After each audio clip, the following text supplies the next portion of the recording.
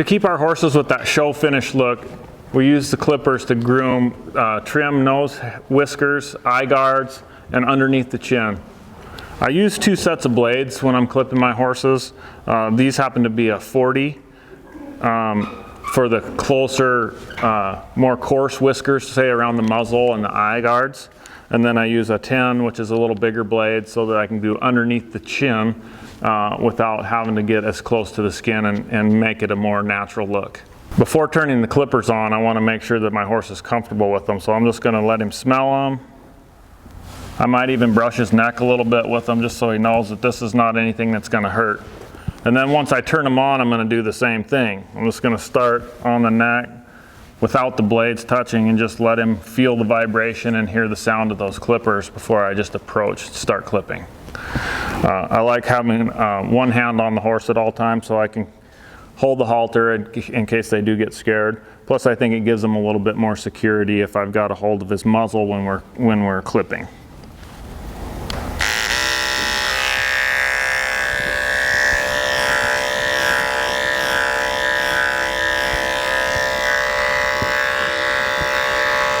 Now that he's comfortable with the sound and the feel, I'll just use my hand to begin with so that it doesn't surprise him, and then I can start clipping the whiskers. Got to be careful that you don't go too close and shave the actual hair off. You just want to get close enough to get the long whiskers.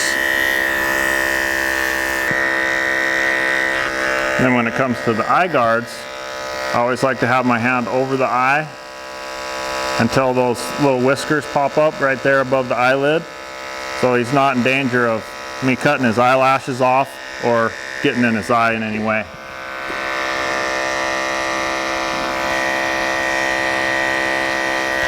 And then the same with the bottom ones. I want to hold the eyelash and the eyelid with my thumb.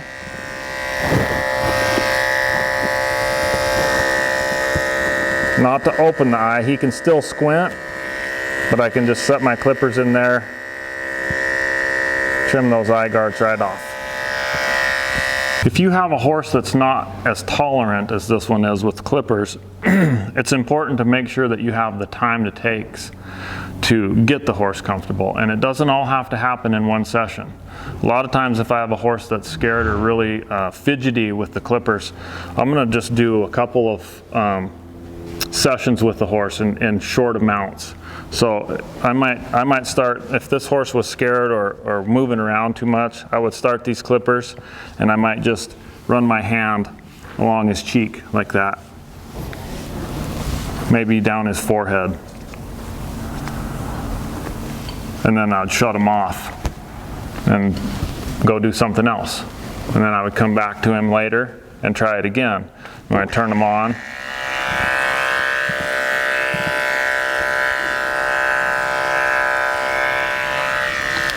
just let them know that that's not going to hurt. That will prevent a lot of fights and potentially dangerous situations. Again, your body position is critical to keep yourself and your horse safe. You don't want to stand directly in front of your horse's head, especially with your face, when you're clipping, and that horse can throw its head up and potentially hurt you. So it's always best just to keep a little bit of distance, keep that relationship consistent. And that goes with anything that you do on the ground or in the saddle. So when clipping the horse, I don't like to have them tied securely, and I don't want my lead rope on the ground where I'm tripping on it or my horse can step on it and potentially cause a dangerous situation. So I just double the lead rope, tuck it through the bottom of the halter so that it hangs. It's easily accessible if I need it to pull and control my horse, but yet it's out of the way where neither one of us are going to step on it. Now that I've got the whiskers trimmed around his muzzle and eyes, I'm going to change my blades to a little coarser blade to do under his chin. Make sure you keep your clippers clean and lubricated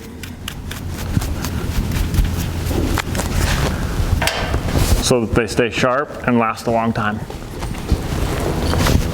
Now when I do under the chin, I like to take the halter off. I'm only going to do this on a horse that I know is accepting of the clippers and respects my space and control on the ground.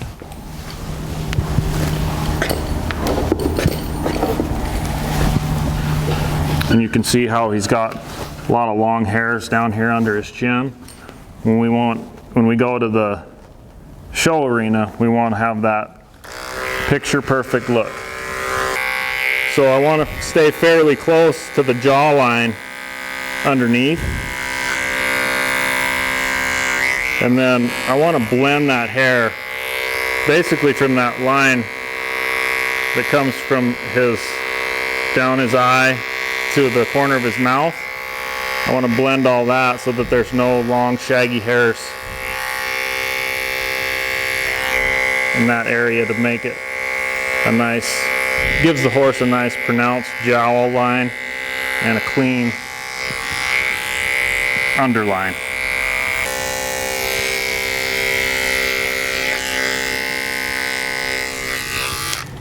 Now we're ready to go to town.